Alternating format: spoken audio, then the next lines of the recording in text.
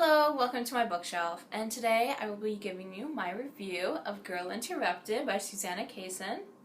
Now, if you're not aware, this is a memoir chronicling Susanna's experience in a psychiatric hospital. She was there for 2 years, starting in 1967, so this happened a long time ago. And in fact, this book was actually written in 1993, which was also like over 20 years ago. So this stuff definitely happened a long time ago, but I do think that it's still a really interesting topic to read about, and I'm just fascinated by these things. So because this is a memoir, I mean, these are her actual experiences, and so it feels kind of weird giving it a rating, but after reading the book, I decided to give it 3 out of 5 stars. And the reason why I didn't give it more stars is really just, it felt very disjointed. There isn't really technically chapters, but there are like different like section headers, if you will, that talk about a different topic. And like I said, they're completely disjointed from the other. So the section before it doesn't necessarily have anything to do with the section that precedes it.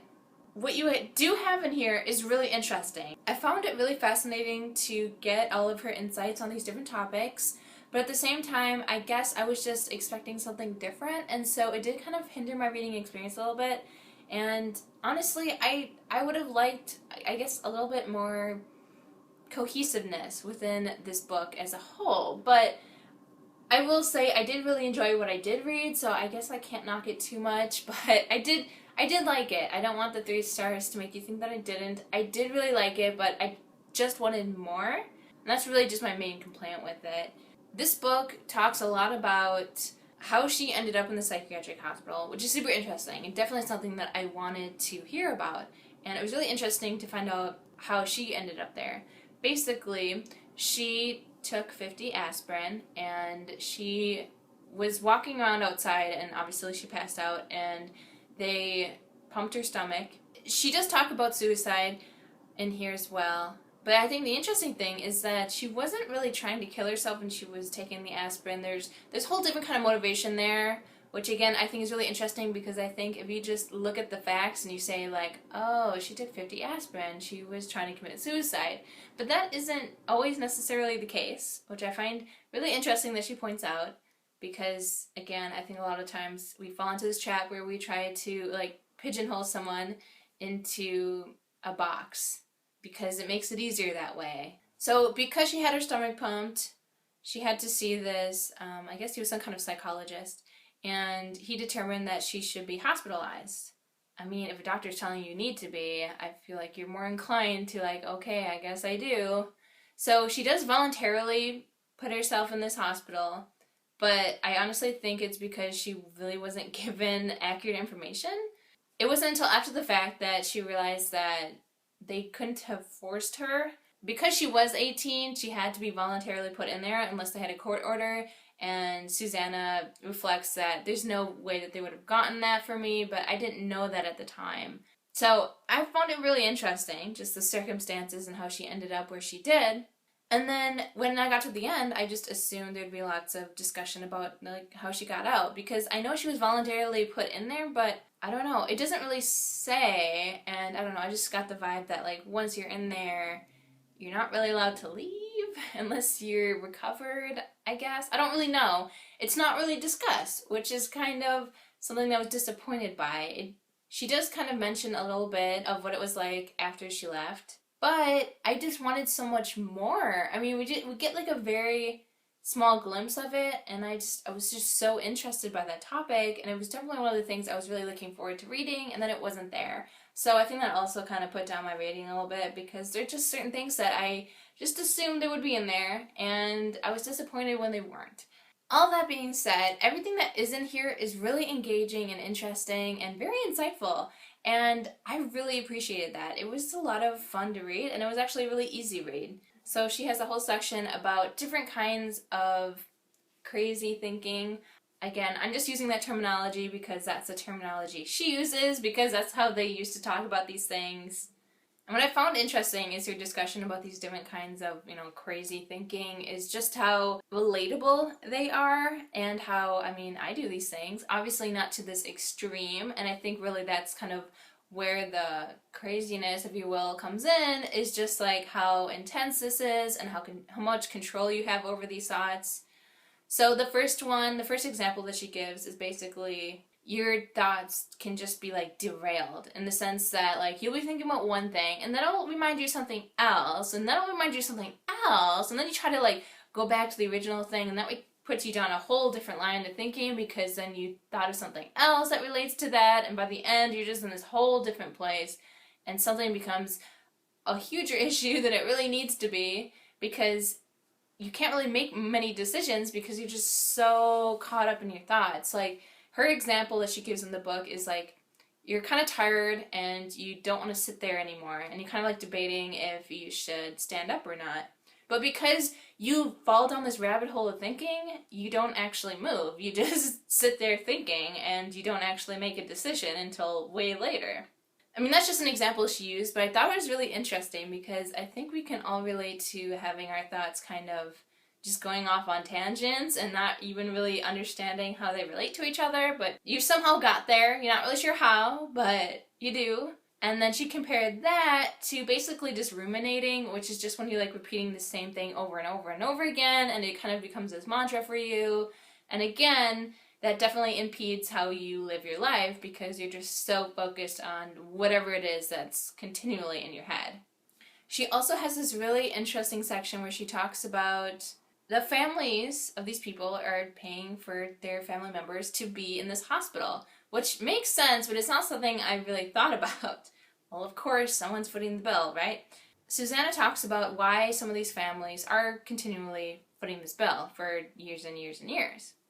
And she talks about how a lot of families probably, I mean, all families have their own kind of issues, right? Well, these families, maybe they have more issues than others, but they like the fact that they have a scapegoat to kind of put all the crazy on. So, you know, we're not crazy, Susanna's crazy, so we'll put her away. And since the craziness is gone, we're a normal, happy family, and we can live things as normal as possible. Which, again, is kind of this elaborate denial mechanism, I think, but it is really interesting, and I'd wager that this does happen sometimes.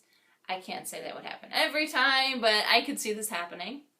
She also talks about how people stop paying it because they don't want to be associated with anyone who is crazy and they don't want their like family name tarnished or whatever.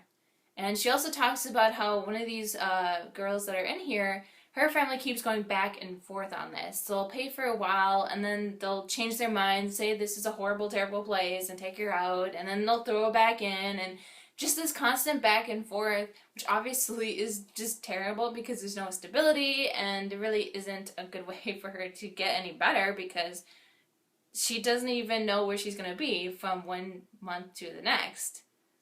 She also, towards the end, talks a lot about her diagnosis. So she was officially diagnosed with borderline personality disorder. And she talks about how having that diagnosis definitely gets a different reaction from people than like other things, say like schizophrenia or like bipolar, things like that. Mainly because I think those other ones are more like episodic, and in the sense that, I mean, their day-to-day life is probably pretty normal, but there are times when they start seeing things that aren't there, or they experience extreme paranoia that obviously is unfounded, and, you know, just all the craziness that comes along with schizophrenia. And how people can see that in someone and really feel bad for them, for someone who has to actually experience this and not know what's real and what's not, and to have their feelings being taken over in this kind of way.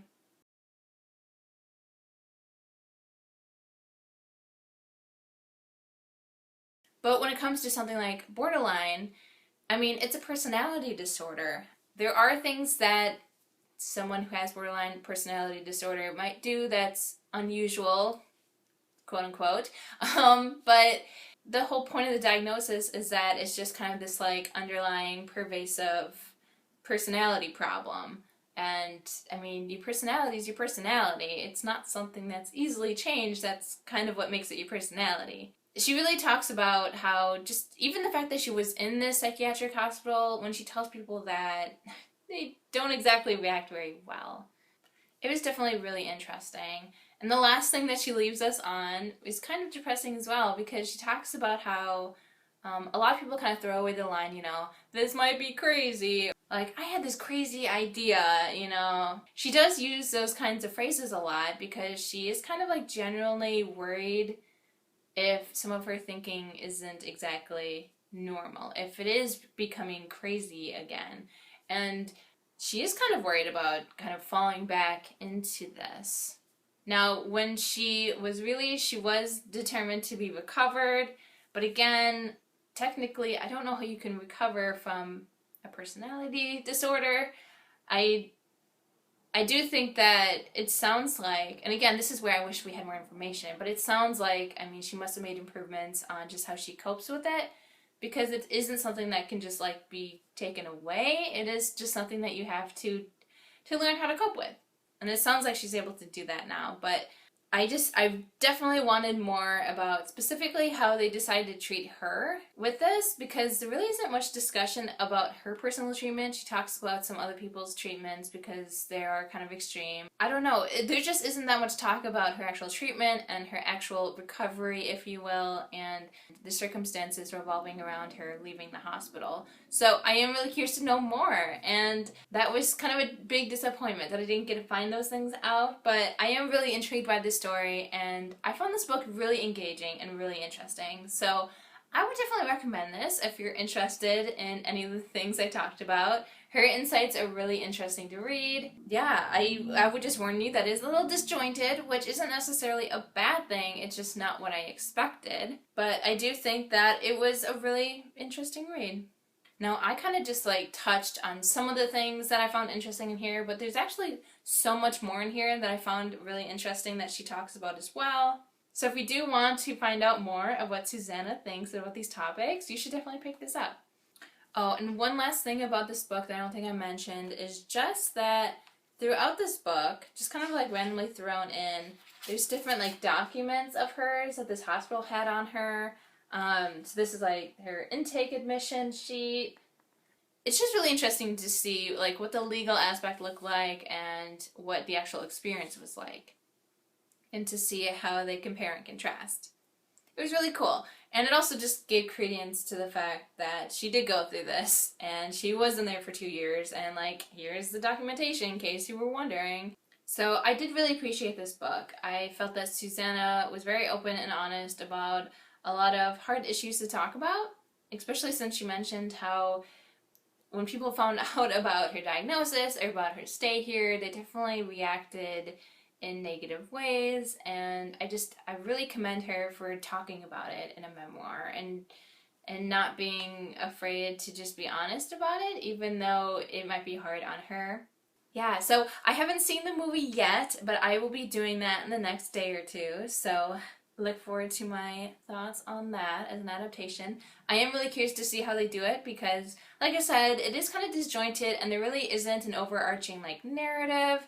It really is just like, here's a story, here's some of my insights, here's some of my insights, here's a story. It's just kind of all thrown in there a little bit.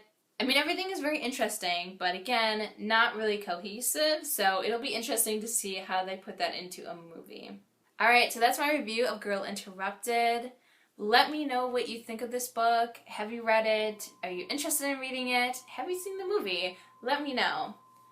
Thank you for watching this video, and until next time.